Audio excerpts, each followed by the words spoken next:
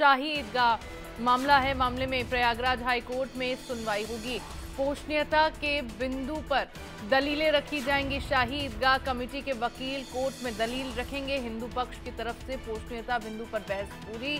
सभी 18 वाद पर हाई कोर्ट में एक साथ सुनवाई चल रही है। जस्टिस मयंक कुमार जैन की सिंगल बेंच में सुनवाई हुई है। पोषणीयता के बिंदु पर दलीलें अब जो सुनवाई होगी उसमें रखी जाएगी। शाही ईदगाह कमेटी के वकील कोर्ट में अपनी दलीलें रखेंगे। जस्टिस मयंक कुमार जैन की सिंगल बेंच में सुनवाई होगी। और खबर पर ज्यादा जानकारी के लिए संवाददाता अमित श्रीवास्तव मेरे साथ प्रयागराज से जुड़ गए हैं। अमित, क्या जानकारी आज की सुनवाई को लेकर?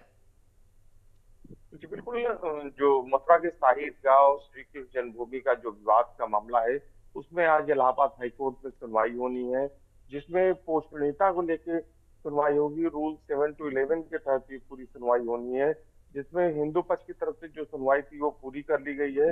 अब जो है इसमें मुस्लिम पक्ष जो है वो अपनी आज दलीलें कोर्ट के सामने रखेगा। आज देखना होगा कि वो अपनी किन किन दलीलों को रखता है या क्या क्या साक्ष्य रखता है कोर्ट के समक्ष। ये भी देखना होगा कि आज का दिन जो है महत्वपूर्ण है, क्योंकि मुस्लिम पक्ष है वो जो लगातार जो विरोध कर रहा है कि हमने समझौते के तहत ये जमीन मिली हुई है, और इसी तरह से कई प्रकार की जो दलीलें हैं वो लगातार जो है वो कोर्ट के सामने रख रहा है। तो आज जस्टिस मयंक कुमार जैन की जो बेंच है उसमें आज मुस्लिम पक्ष जो होगा वो अपनी दलीलें पेश करेगा और अपनी अपनी बात को रखेगा, क्योंकि हिंदू पक्ष ने अपनी सारी दलीलें सारे साक्ष्य जो है वो उन्होंने पेश कर दिया। उसे हिंदू पक्ष ने साफ तौर से कहा ये जमीन हमारी है और ये धोखे से ये जमीन कब्जा की गई है, इसको खाली कराई जाए और इसको हमें सौंपा जाए। वही मुस्लिम पक्ष जो है वो लगातार कह रहा है कि हमें समझौते के साथ मिली है, वो जमीन हमारी है और इसी पे हमारा जो है यहाँ पे मस्जिद बना जी हुआ है। अमित, अगर देखा जाए तो दोनों ही पक्षों की ओर से दावा किया जा रहा है कि जमीन उनकी है, लेकिन आज जब सुनवाई होगी, हालांकि हिंदू पक्ष की ओर से अपनी दलीलें पहले पेश की जा चुकी है, सारे साक्ष्य कोर्ट के सामने रखे जा चुके हैं। आज जब सुनवाई होगी तो मुस्लिम पक्ष की ओर से क्या दलीलें देने की संभावनाएं जताई जा रही हैं, और इस बार पूरे मामले में अब किसका पलड़ा भारी नजर आ रहा है, हिंदू पक्ष या फिर मुस्लिम पक्ष? जी बिल्कुल, अब जो आज मुस्लिम पक्ष जो है वो अपनी दलील रखेगा, क्योंकि हिंदू पक्ष की सारी दलीलें पूरी हो चुकी हैं।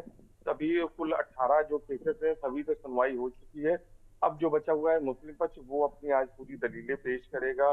और बात की जाए साक्ष्य और एविडेंस और सुनवाई के दौरान, तो अभी तक हिंदू पक्ष जो है वो काफी मजबूत नजर आ रहा है, क्योंकि उसमें जो उन्होंने अपने साक्ष्य प्रस्तुत किए हैं, जो वीडियो फोटोज वगैरह जो प्रस्तुत किए हैं वो काफी महत्वपूर्ण है। वही मुस्लिम पक्ष की तरफ से कोई ऐसे वीडियोज या ऐसे कोई साक्ष्य या ऐसी कोई चीजें प्रस्तुत नहीं की गई। सिर्फ उनका कहना भर है कि ये हमें समझौते के साथ मिली हुई है। वो अपना कागज सिर्फ एक कागज दिखाते हैं। वहीं हिंदू पक्ष जो है वो लगातार अपनी चीजें दिखा रहा है कि हम लगातार यहाँ पूजा अर्चन करते चले आ रहे हैं, आज तक हमारी पूजा अर्चन नहीं रोकी गई, और ये श्री कृष्ण जन्मभूमि जो है वो हमारी है और यहाँ पे वर्षों से हम लोग पूजा करते चले आ रहे हैं। तो आज देखना होगा, आज का दिन महत्वपूर्ण है कि ये मुस्लिम पक्ष जो है वो अपनी क्या दलीलें कोर्ट में पेश करता है। चलिए ठीक है, हमें देखते हैं कि कोर्ट में आज क्या कुछ दलीलें पेश हो पाती हैं। बहुत बहुत शुक्रिया आपका तमाम जानकारियों के लिए। वहीं दोहरे हत्याकांड के 4 आरोपियों की सजा रद्द कर दी गई है। इलाहाबाद हाई कोर्ट ने उम्र कैद की सजा रद्द की है। चारों आरोपी